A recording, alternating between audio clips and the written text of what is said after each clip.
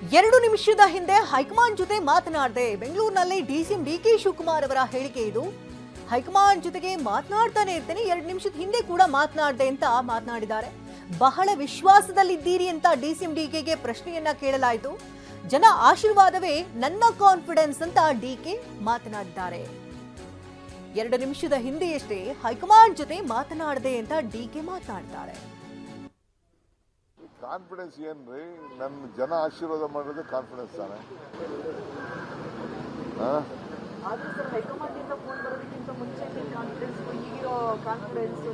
ಈ ದಿನ ಈಗ 2 ನಿಮಿಷದಲ್ಲಿ ಮಾತಾಡಿದೆ ಹೈಕಮಾಂಡ್ ಹತ್ರ.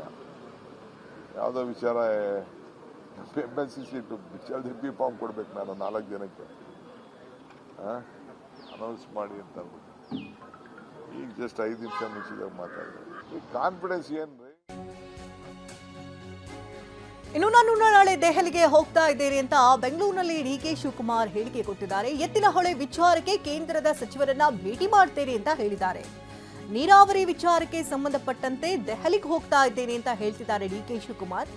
ಆದ್ರೆ ಇಲ್ಲಿ ಪಟ್ಟದ ವಿಚಾರ ರಾಜ್ಯದಲ್ಲಿ ತಲೆದೋರಿರೋದ್ರಿಂದಾಗಿ ಆ ವಿಚಾರಕ್ಕೆ ಸಂಬಂಧಪಟ್ಟಂತೆ ಏನಾದರೂ ಹೈಕಮಾಂಡ್ ಕರೆಸ್ಕೊಳ್ತಾ ಇದೆಯಾ ಅಥವಾ ಡಿಕೆ ಶಿವಕುಮಾರ್ ಅವರಲ್ಲಿ ಹೋಗಿ ಹೈಕಮಾಂಡ್ ಅನ್ನ ಭೇಟಿ ಆಗ್ತಾರಾ ಅನ್ನೋದು ಸದ್ಯದ ಕುತೂಹಲ.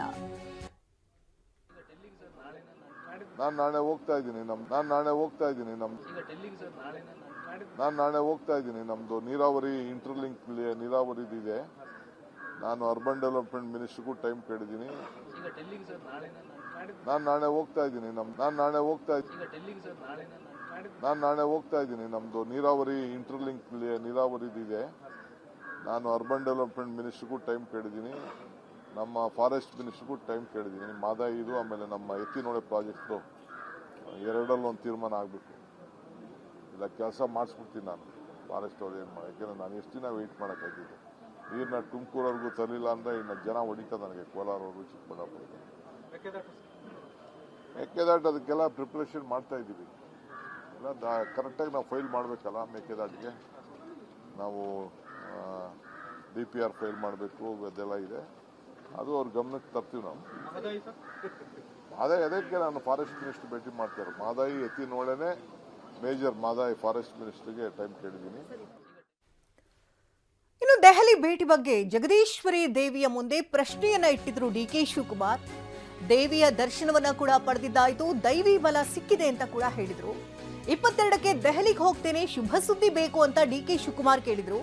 ಹೋಗಿ ಬನ್ನಿ, ಶುಭ ಸುದ್ದಿಯೇ ಸಿಗುತ್ತೆ ಅಂತ ದೇವಿ ಉತ್ತರವನ್ನ ನೀಡಿದ್ಲು. ಡಿಕೆಗೆ ಶುಭ ಸೂಚನೆ ನೀಡಿರುವಂತಹ ಆಂಗ್ಲೇಯ ಜಗದೀಶ್ವರಿ ದೇವಿ. ಇದರ ಬೆನ್ನಲ್ಲೇ ನಾಳೆ ದೆಹಲಿಗೆ ತೆರಳುತ್ತಾ ಇದ್ದಾರೆ ಡಿಕೆ ಶಿವಕುಮಾರ್. 22ನೇ ತಾರೀಕಿನಂದು ನಾನು ದೆಹಲಿಗೆ ಹೋಗ್ತಾ ಇದ್ದೇನೆ, ಶುಭ ಸುದ್ದಿ ಬೇಕು ತಾಯಿ ಅಂತ ಕೇಳ್ಕೊಂಡಿದ್ರು. ದೇವಿ ತಥಾಸ್ತು ಅಂದಿದ್ದೆ ತಡ ಇದೀಗ ಡಿಕೆ ಶಿವಕುಮಾರ್ ದೆಹಲಿಗೆ ಹೋಗೋದಕ್ಕೆ ಸಿದ್ಧತೆಯನ್ನ ಮಾಡಿಕೊಳ್ತಾ ಇದ್ದಾರೆ.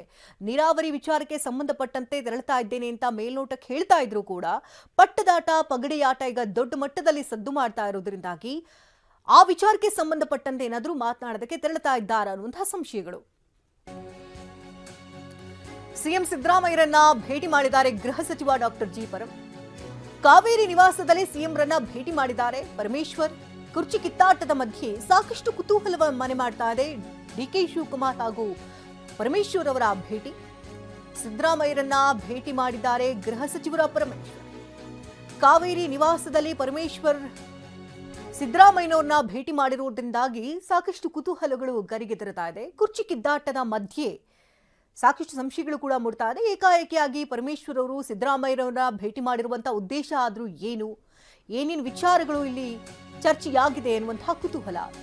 ಕುರ್ಚಿ ಕಿತ್ತಾಟವನ್ನ ಹೈಕಮಾಂಡೇ ತಿಳಿ ಮಾಡುತ್ತೆ. ಬೆಂಗಳೂರಿನಲ್ಲಿ ಗೃಹ ಸಚಿವ ಡಾಕ್ಟರ್ ಜಿ. ಪರಮೇಶ್ವರ್ ಅವರ ಹೇಳಿಕೆ ಒಂದು ಕ್ಷಣಾರ್ಧದಲ್ಲಿ ಎಲ್ಲವನ್ನ ಕೂಡ ತಿಳಿ ಮಾಡ್ತಾರೆ. ಹೈಕಮಾಂಡ್ ನಿಂದ ಹೇಳಿಕೆ ಬಂದ್ರೆ ಎಲ್ಲವೂ ಕೂಡ ತಿಳಿಯಾಗುತ್ತೆ. ಯಾವ ಸಂದರ್ಭದಲ್ಲಿ ಹೇಳಬೇಕು ಅಂತ ಗಮನಿಸುತ್ತೆ ಹೈಕಮಾಂಡ್. ಈಗಾಗಲೇ ಕರೆದು ಮಾತನಾಡ್ತಾರೆ ಅಂತ ಹೇಳಿದ್ದಾರೆ ಪರಂ. ನಾನು ಭೇಟಿ ಮಾಡಿದಾಗ ನಾನು ಇದನ್ನೇ ಹೇಳ್ತೀನಿ, ಯಾವುದೂ ಕೂಡ ಗೊಂದಲ ಅಥವಾ ವಿಭಿನ್ನವಾದಂಥ ಹೇಳಿಕೆಗಳು ಬರೋದು ಮತ್ತು ಇದೆಲ್ಲ ನಿಂತು ಹೋಗ್ಬೇಕು. ಜನ ನಮ್ಮನ್ನು ಆರಿಸಿ ಕಳಿಸಿದ್ದಾರೆ, ನಾವು ಕೆಲಸ ಮಾಡಬೇಕು. ನಮ್ಮ ಏನು ಭರವಸೆಗಳನ್ನ ಪ್ರಣಾಳಿಕೆಯಲ್ಲೆಲ್ಲ ಹೇಳ್ಕೊಂಡಿದ್ದೋ ಅದನ್ನೆಲ್ಲ ನಾವು ಮಾಡಬೇಕಲ್ವಾ. ಹೈಕಮಾಂಡಿನ ಯಾವುದೇ ತೀರ್ಮಾನಕ್ಕೆ ಬದ್ಧವಾಗಿದ್ದೇವೆ ಅಂತ ಹೇಳಿ ಅನೇಕ ಸಂದರ್ಭದಲ್ಲಿ ನಾನು ಹೇಳಿದ್ದೇನೆ. ಈಗಲೂ ಅದಕ್ಕೆ ಸ್ಟ್ಯಾಂಡ್ ನಂದು. ಹೈಕಮಾಂಡ್ನವ್ರು ಏನು ತೀರ್ಮಾನ ಮಾಡ್ತಾರೆ ಅದಕ್ಕೆ ಬದ್ಧವಾಗಿದ್ದೇನೆ. ಆದರೆ ಒಂದಂತೂ ನಿಜ, ನಾವು ಈಗ ಬಡ್ಜೆಟ್ ಹತ್ರ ಬರ್ತಾ ಇದೆ, ಆದಷ್ಟು ಬೇಗ ಈ ಎಲ್ಲ ಬಗೆಹರಿಸ್ಕೊಂಡು ನಾವು ಬಡ್ಜೆಟನ್ನು ರಾಜ್ಯದ ಅಭಿವೃದ್ಧಿಯ ದೃಷ್ಟಿಯಿಂದ ಬಡ್ಜೆಟನ್ನು ಕೊಟ್ಟು ಮುಂದೆ ಕೆಲಸ ಮಾಡೋದು ಒಳ್ಳೆಯದು ಅಂತ ಅವ್ರಿಗೆ ಗೊತ್ತಿದೆ. ಹೈಕಮಾಂಡ್ನವ್ರಿಗೆ ಇಂಥದ್ದು ಎಷ್ಟು ನೋಡಿದ್ದಾರೆ ಅವರು. ಇದೆಲ್ಲ ಅವರಿಗೆ ಭಾಳ ಸುಲಭ. ಒಂದು ಕ್ಷಣಾರ್ಧದಲ್ಲಿ ಇಂಥದ್ದನ್ನೆಲ್ಲ ತಿಳಿ ಮಾಡ್ತಾರೆ ಅವರು. ಒಂದು ಹೇಳಿಕೆ ಹೈಕಮಾಂಡಿಂದ ಬಂದರೆ ಎಲ್ಲವೂ ತಿಳಿ ಆಗ್ತದೆ. ಅದು ಯಾವ ಸಂದರ್ಭದಲ್ಲಿ ಹೇಳಬೇಕು ಅದನ್ನು ಹೇಳ್ತಾರೆ ಅವರು, ಅದು ಗಮನಿಸ್ತಾರೆ ಅವರು. ನೋಡಿ, ಈ ರೀತಿ ಇದು ಒಂದು ಕೇಳಿದ್ರೆ ಇನ್ನೊಂದು ಕೇಳಿದ್ರೆ ಮತ್ತೊಂದು ಹೇಳಿದ್ರೆ ಏನು ಉತ್ತರ ಕೊಡಕ್ಕಾಗೋದಿಲ್ಲ. ನೋಡಿ, ಹೈಕಮಾಂಡು ಗಮನಿಸ್ತಾರೆ ಅವ್ರಿಗೆ ಯಾವ ಸಂದರ್ಭದಲ್ಲಿ ಇಂಟರ್ಫಿಯರ್ ಆಗಬೇಕು. ಈಗಾಗಲೇ ಹೇಳಿದಾರಲ್ಲ, ಕರೆದು ಮಾತಾಡ್ತಾರೆ ಅಂತ. ಹಾಗೆ ಕರೆದು ಮಾತಾಡ್ಬೋದು.